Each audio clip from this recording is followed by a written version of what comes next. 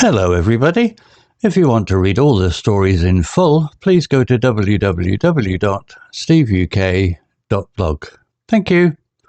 Short story 373, The Midnight Commute, Intermediate.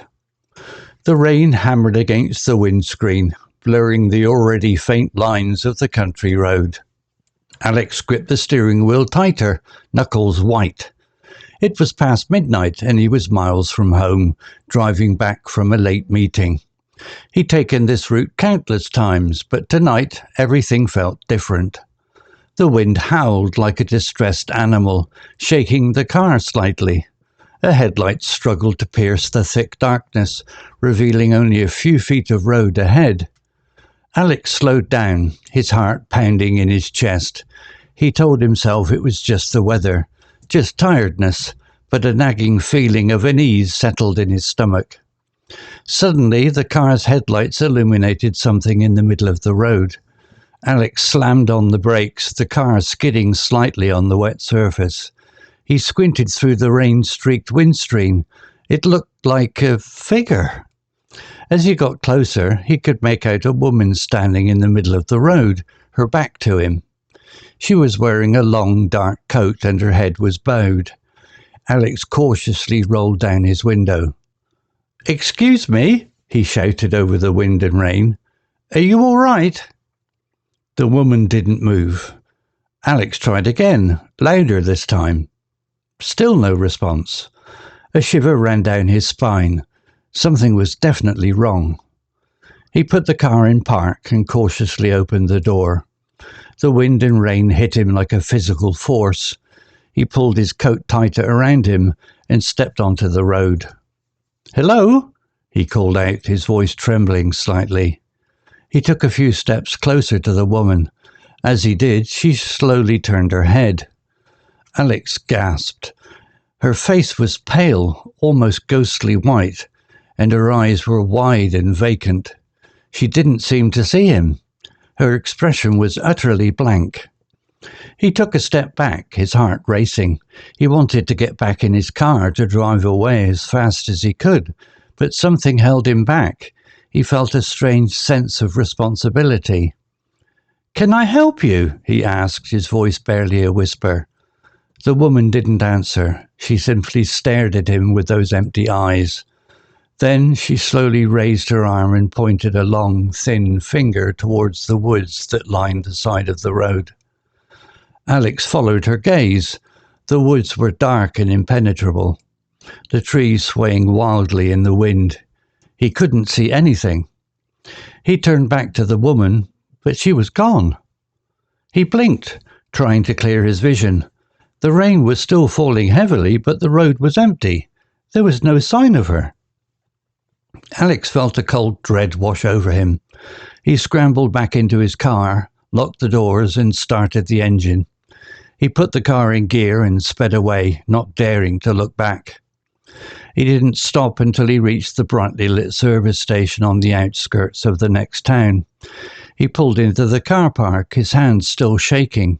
He sat there for a few minutes, trying to calm down. He couldn't explain what he had seen. He tried to convince himself that it was just a trick of the light, a figment of his imagination, brought on by tiredness and the terrible weather. But deep down, he knew he had seen something unsettling. He bought a cup of hot coffee and sat in the brightly lit cafe, trying to shake off the feeling of dread. As he sipped his coffee, he noticed a newspaper on the counter. The headline read, "Local woman missing." Below the headline was a photograph. It was the woman from the road. The article stated that she had been missing for 3 days. Her car had been found abandoned near the woods. Alex felt a chill run down his spine. He put down his coffee and stared at the photograph, his mind reeling. He knew then that he hadn't imagined it. He had seen her. But where had she gone? And why had she pointed to the woods? He knew he had to tell the police. Alex drove to the nearest police station, his hands trembling as he pulled into the parking lot. He explained the encounter to the officer his voice shaking slightly as he described the woman, the woods, and the strange feeling of dread that had gripped him.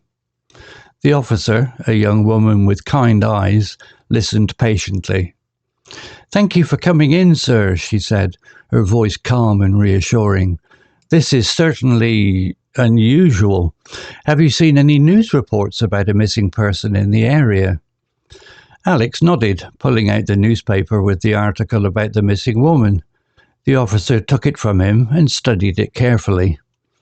"This is definitely concerning," she said, her expression grave. "We'll look into this immediately. In the meantime, advise you to stay safe and avoid that area if possible." Alex thanked her and left the police station, feeling a mixture of relief and unease.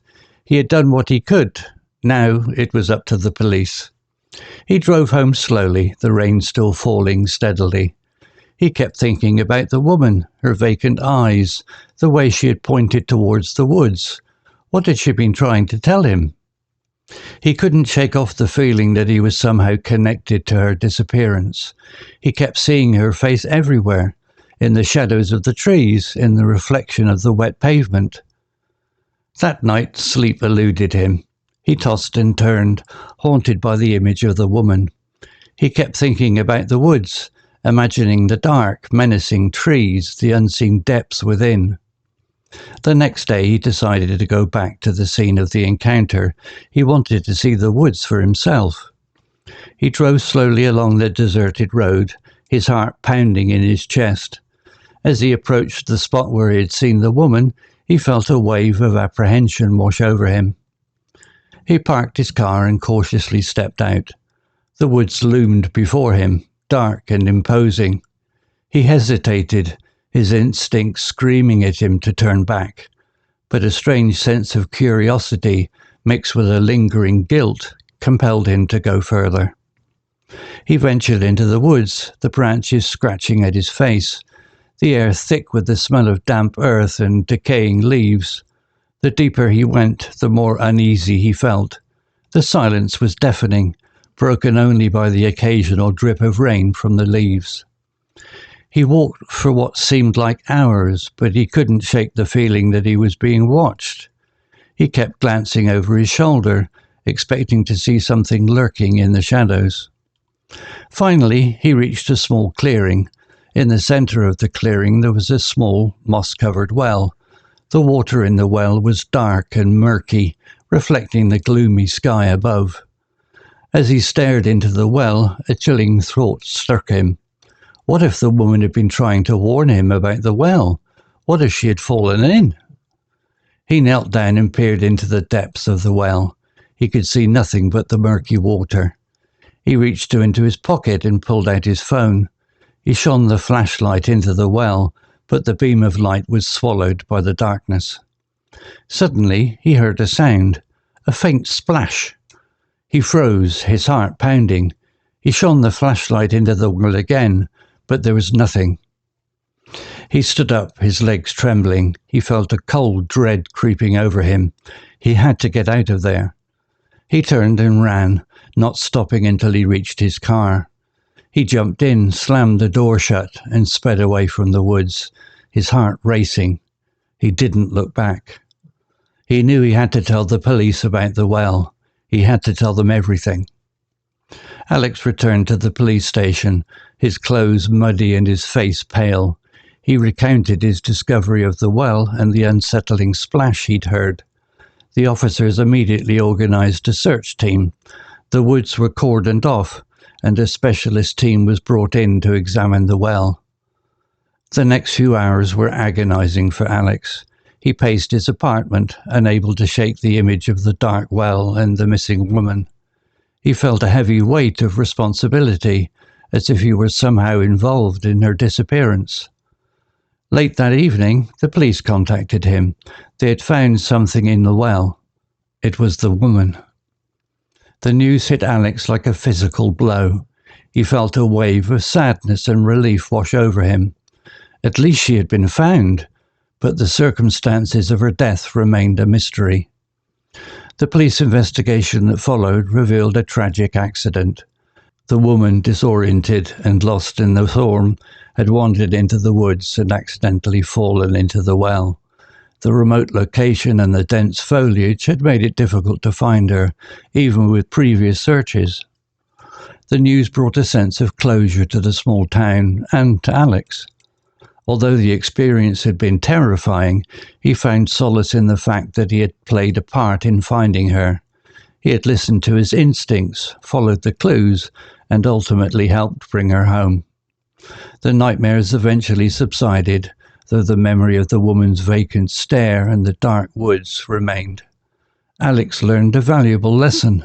Sometimes the most unsettling experiences can lead to unexpected acts of kindness and resolution.